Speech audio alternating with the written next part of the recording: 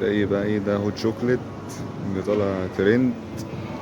دي شوكولاتة وأغلى شوكولاتة أجيبها في حياتي بالحجم ده. القطعة دي هيزل نط ب35 والهوت شوكليت ب155. فهنجربه ونشوفوا الترند اللي حاصل في اسكندرية ده، هاوس اوف شوكو. نجربوه بقى ايه ونشوفه رأينا.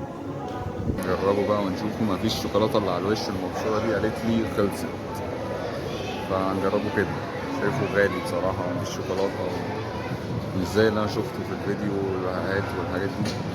فهنجرب ونشوفه.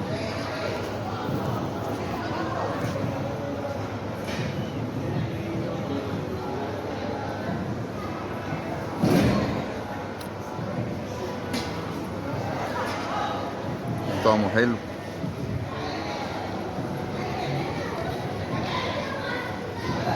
بس شايف سعره مبالغ فيه بصراحة، يعني مبالغ فيه 155 كتير عليه بصراحة.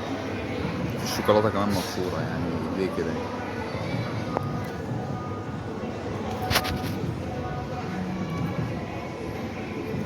فتجربة لن تكرر ثانية.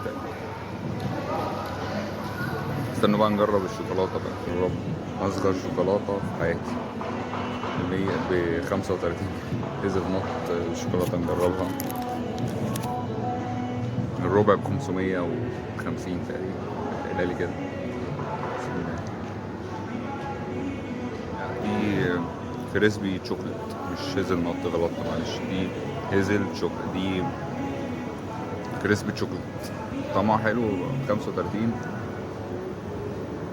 فلو جبت براندات تبقى أحسن أكيد يعني. دي آخرة الفلسفة والحنتفة. هنخلينا في الحاجات العادية اللي عارفينها دي بس، بنجرب إنها تجربة لن تكرر ثانية. ده كان فيديو النهاردة. سلام.